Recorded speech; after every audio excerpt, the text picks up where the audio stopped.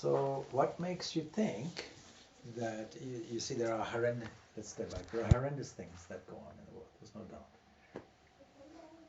This is a question that came up yesterday actually, because I gave a talk yesterday and there was a lady who said that. It was all very well saying all these things, but what if my daughter is raped? And then how can I have any kind of loving attitude toward that, you see? But if you have a different attitude, how will it help the situation? And on the other side, is it damaging you? So any negative reaction or any negative thought will immediately have an impact locally to start with. It will have an impact on you and your own psyche, and you entrench a negative behavior. So we're all more or less thinkers. Thought is a very powerful thing, the most powerful thing that we have available to us. And as you think, so you become. As you think, so the world becomes. So we have to understand very, very clearly this fundamental principle. And the use of meditating in the early morning and having a time dedicated to prayer, to meditation, to spiritual practice, is that you have a charged battery so that 10 minutes later, when somebody cuts you off in traffic, that meditative reaction changes. It's not a schizophrenic position where you're one person during meditation and another during the traffic. Where does this reaction come from? It comes from a feeling, I am here and I have rights. And this is the right thing to do, and this is the wrong thing to do, and somebody violated this. And what right do they have is an internal conversation. See, yeah, there's an internal conversation we have with ourselves. We're always talking to ourselves. So we have to have an inner conversation that goes something different and not wait for something to happen before we react. We have to condition the mind way before that, so that the natural condition of the mind is always positive and joyful. So in the morning, before you go out in the traffic, if traffic is the issue, then think how this body is your earth car and how you go through life. And people will want to use or abuse it. And you need to do the right thing, because there's something precious that it contains. The whole perfection of the universe is there sitting within you. And that's true of every single body. Supposing somebody does a horrendous act, should we try and correct it? Yes, of course. Should we wait for a feeling, an emotion to correct it? No, we should correct it despite that, regardless of it. It shouldn't be the event that stimulates our positive action. We should have the positive action in the first place. But how does that sit with the fact that it's God's doing anyway, so why should I do anything? In the end, it's... No, because on the one hand, within God's drama, and you say it's all He and so on and so forth, that's all very good. But when you say that, you don't really mean it. What your experience is, that all that is philosophy on the one side and theory, but when I get into a situation, I am who I am. I'm not God at all. After all, God is you as well. I'm not that. So Ramakrishna tells us a story about that. A student is told this principle of non-dualism. Everything is God. It's all His manifestation. Everywhere you look. So the student wants to test it out. And he's walking in the marketplace, and there he sees a mad elephant with the muhut, the master of the elephant, on the top. The master of the elephant is saying, get out of the way, get out of the way. And the student says, but sure, it's God. The master told me this is God. I'll stand here. God can't harm me. Of course, he got hurled to the side and bruised. More than physically, emotionally and psychologically, his ego got bruised. He went back to his master. You told me God was in everything, but this is what happened to me. You saw God in the elephant. But why didn't you see God in the Mahut who said, get out of the way? So we're very selective in these things. So there's God's manifested drama on the one side. And within that drama, because we don't understand it's only a drama, we have to select what reaction we can use, which is in accord with what we call dharma, something that is good and right and just, something that creates some harmony within the drama.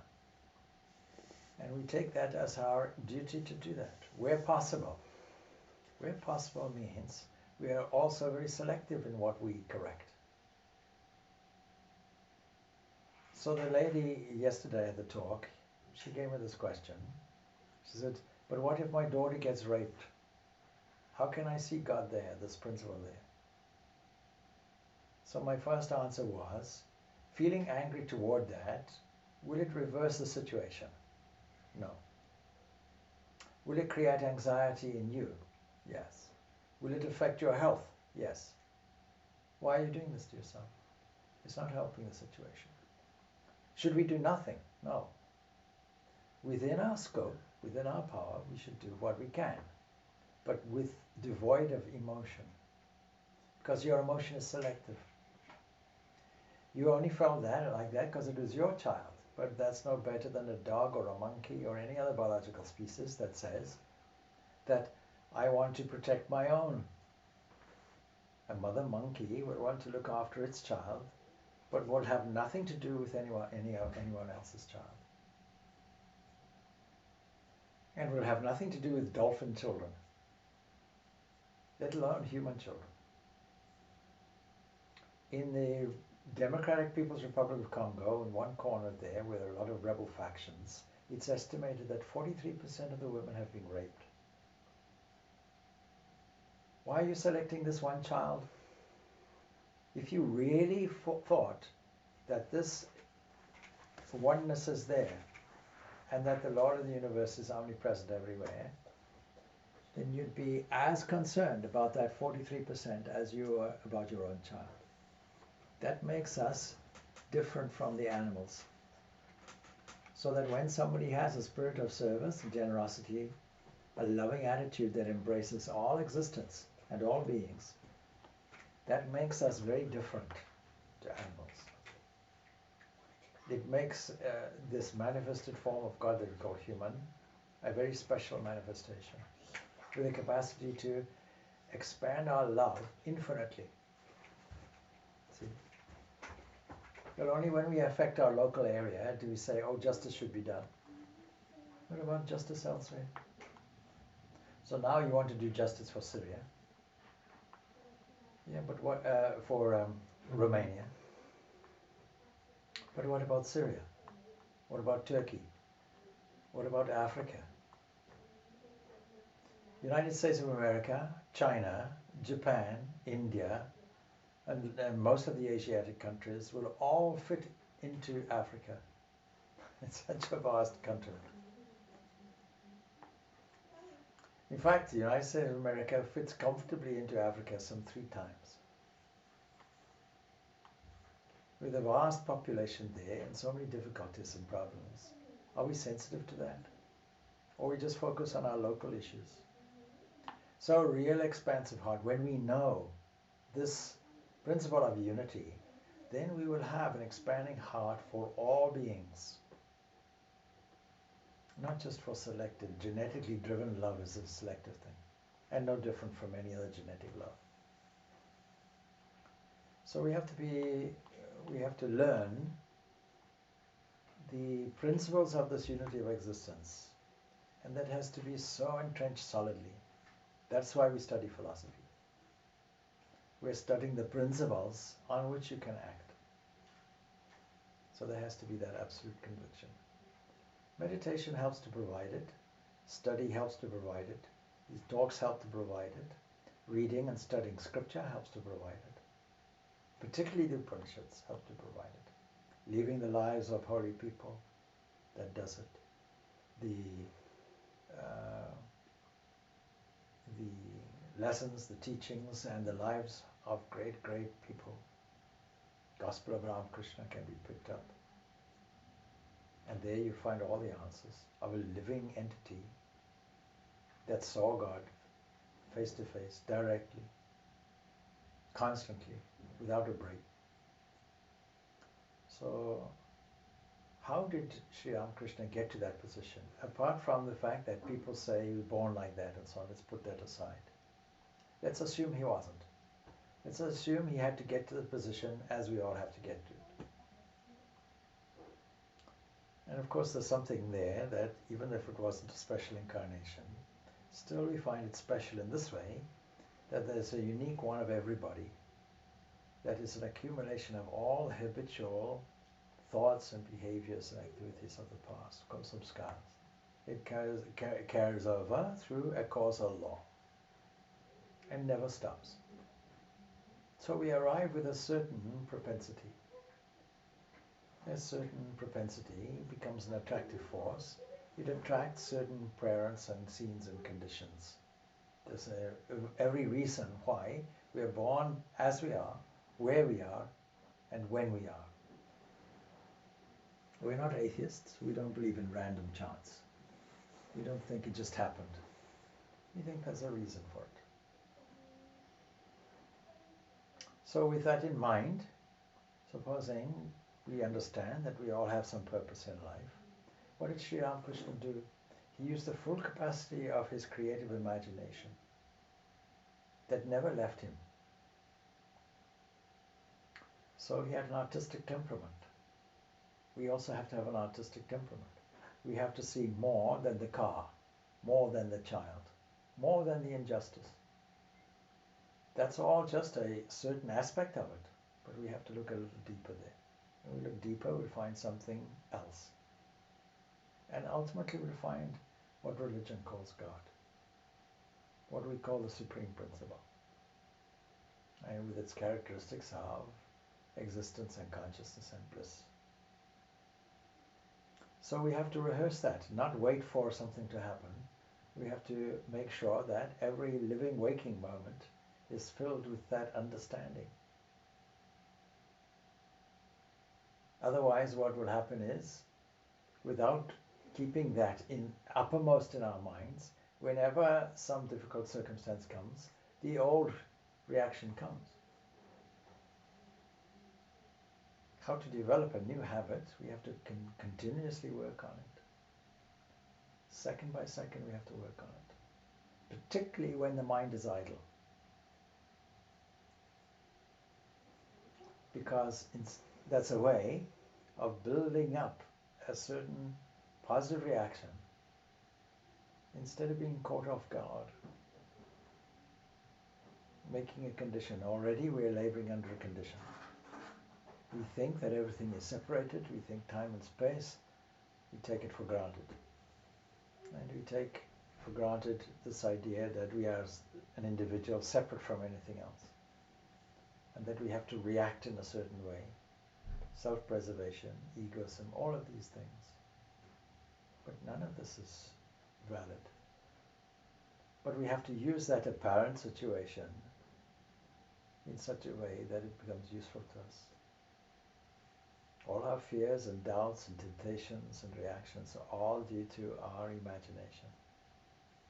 Imagining imaginary scenarios.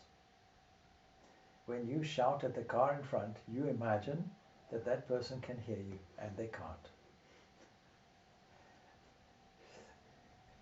They are completely oblivious to what you have to say.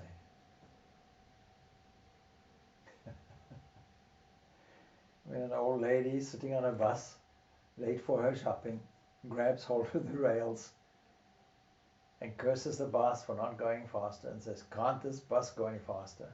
Assume this bus has a personality. It will not make the bus go faster. So there are some things we don't have. We have to be philosophical about and say, inevitably these things will happen. Inevitably there are good drivers and bad drivers. Inevitably there are morally guided people, good citizens, and inevitably there are robbers and bad people. And that's the reality of the situation. Does it mitigate against this one reality appearing in these forms? Not at all. Because we're only addressing our view of it. From God's point of view, there are no robbers, no rapists. From God's point of view, there's no drama. From God's point of view, He made the world and saw that it was good. From our point of view, it doesn't look like that. It looks all very bad. We have to view it from, learn to shift and sit in various directions. Shuffle things around in such a way that we see things in 100 different ways until we find a breakthrough, some kind of solution on it. What do I do practically? So I'm in traffic, I'm in a rush, I'm late, I'm tired, someone cuts me off or shouts at me. Okay, so here's Practically, what what do? I think they are in a hurry, let them be? No, here's what you do. Leave 10 minutes earlier.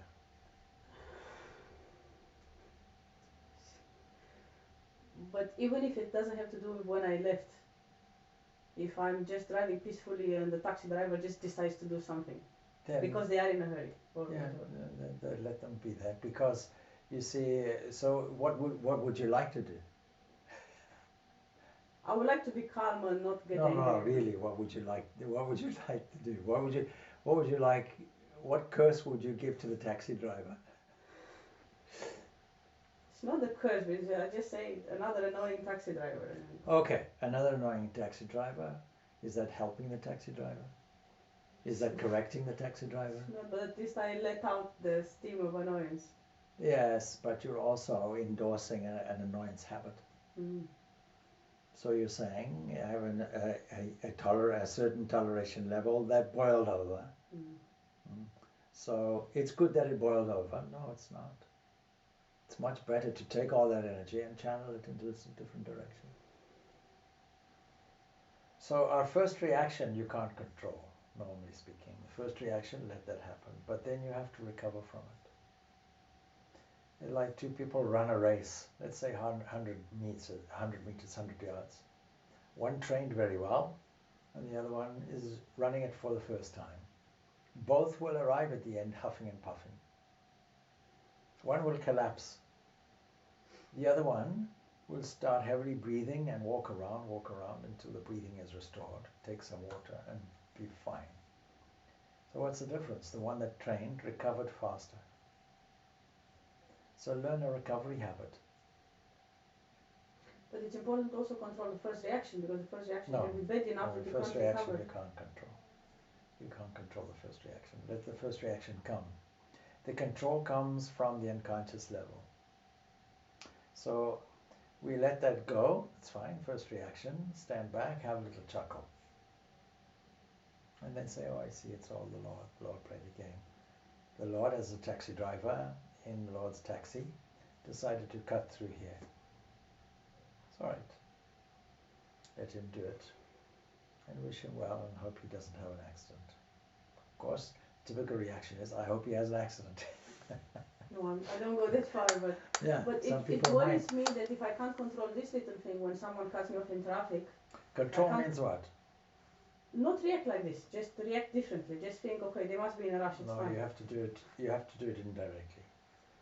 Because you see, when a thing starts coming up, unless you have a certain way of understanding, okay, here's something coming up, and then put something in, but it still came up. So you're dealing with unconscious habits that come, and they arise in a certain framework, time framework. Let's say 4 seconds. 4 seconds anger. Then make sure the next 5 seconds minimal is blessing. Then you're +1 up. And the more +1s you have, the more likely you are that as time goes on, when the cutting off takes place, then the blessing happens immediately.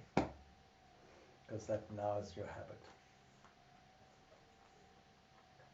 Anything else is not controlling, it's repressing. It's pushing things down. So with a sense of humor, come if you like, stay if you can, go if you must. You're an old friend from childhood that got angry when somebody jutted out in front of me when I was walking and stopped me going from here and there. I got frustrated. All right, what's the next thing? Next thing, put in something that is more real. The Lord's glory standing there, full and free. Make that your diet. And then ultimately bring out those new friends when a situation arises, oh, I see this old friend came for 4 seconds. 4 seconds came, 4 seconds went. And then I said, please go if you must. And then it says, but I want to stay. I said, no, no, no. But I'm your friend. No, you were my friend, but I have new friends now. New values. Strong and true and wise and full and free and truth, beauty, goodness, love, harmony. Bring all that in. Lord, you are there. Next thing, over time, the more you rehearse that, the next thing, taxi driver juts in. Oh Lord, you are there.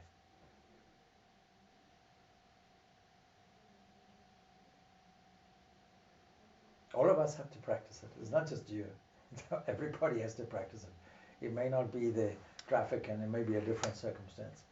But all of us have a reaction that is based on an individual perspective that says people are against me.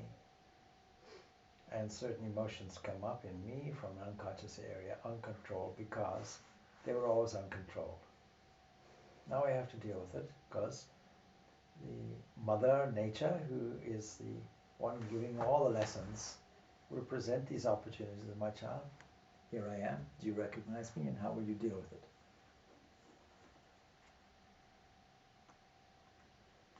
So you can deal with it in one of two ways. You can say, stupid taxi driver, doesn't he know I'm late? And how can he get a license if he's cutting everybody off and so on? And if he banged into my car, then what would happen? Delay me further, I have this to do, that to do. I can't afford time. You see, like that, 12 seconds are gone already. And those 12 seconds, the content of it has gone into your unconscious deposit box. Building it up. It's a fallacy. It's a fallacious psychological technique that says if you're angry, go and dig a hole in the garden. Then you won't affect anybody with your anger. No, you will affect. You'll affect yourself. Not only that, but you're not an isolated entity. There's a magnetic field around you. There's a one cosmic mind. So you're contributing toward that overall pool of experience for the whole of humanity. And changing events around it to yourself. Supposing you meditate every day on delinquent taxi drivers and how they are so bad, then when you next go out on the road, they'll all be there in front of you.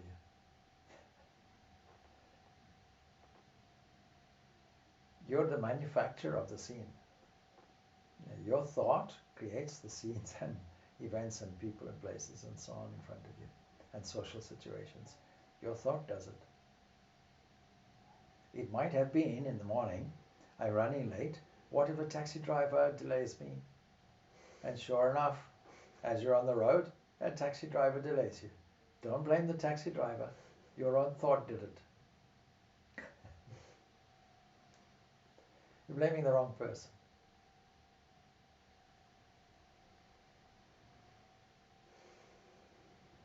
How do we get around it? Leave 10 minutes earlier. You see, if you don't plan for a contingency, this is all basic time management to do with relieving stress. If you want to save up for some kind of item, then you'll put in some monetary contingency. When they built the children, I don't know the full details of the scandal around the children's hospital, you see, but they had some kind of budget for it, and they were overrun by 10 times or something like that, is it? Something along those lines. So what's the error? The error is somebody didn't do proper budgeting. Or maybe there was some kind of underlying crookery going on. But whoever gave a quotation and whoever accepted are mutually to blame. So when you give a quotation, you itemize everything, but more importantly, you put a contingency. And any construction company that says, I'm putting in a tender for my company, and we will be finished 3 weeks from now. Any person who does that, we don't accept the tender. See, somebody came to fix the shower upstairs, took the bath out, and so forth. Now, time is money, so anybody charging will charge on the basis of how long it takes you. labor. It's the labor cost that is the true cost. Labor plus materials. So he said, take 3 days. So I shook my head and said, you need to budget for 6. He took 6.5 days. Okay? He severely underestimated because he never put a contingency in, because sure enough, on day 1, he discovered, oh, I have a problem. See, there's the tiles underneath the bath, are different, and we have to put new ones in. I didn't think about that. Not only did you underestimate the time, but you underestimated the materials, possible materials. And all of that is in a solid quote. And if I was legalistically minded, I'd say, no, that's what you quoted. That's all I'm paying. And that person would have made a severe loss. Knowing things as I knew them, I said, all right, so you quoted this much, it's fine. This is based on 3 days. Then I suggest you need to give me another quote, different one, and budget 6 days. So he did it. But then halfway through he said, oh, I didn't take into account this and that. So the quote wasn't the final thing. You had to add something on. If I'd been legalistically minded, I said, no, that's it. You said this, and this is how it is. And you never gave me any condition. Supposing you find something necessary for additional cost and so on. So it's the same thing with us, you see. So inevitably we have to take into account the fact that there could be roadworks. There could be traffic lights not working. There could be an accident. There could be an ambulance. There could be all kinds of things. So when you leave and you find yourself running late unexpectedly, it's because you didn't anticipate properly. Everybody does that, you see. So when I schedule my time, all right, so supposing tomorrow night now I have to meet the 2 Swamis there at the airport, then I say, all right, so if I leave at this time and get there this time, that's fine. But then I should put a contingency on. Because what if there's an accident on the M50? What if some unexpected thing is there? Life is not a series of expected things. Because things go smoothly for 5 days, the 6th day it may not. I can't take a chance. And then estimating, all right, how long will it take to put the baggage through? But then how long will it take for me to find a parking? So all of these things you have to take into account. But supposing I just say, oh, it's 10 minutes to the airport, it's fine, and leave exactly 10 minutes in advance, and then what will happen if any of these frustrations get in? If I don't take anything into account, do you think I'll be under enormous pressure? Do you think my nerves will be steady? So yes, if you're running late, there's only one person responsible. But I find that this planning also causes a lot of anxiety, because then I start getting worried even earlier.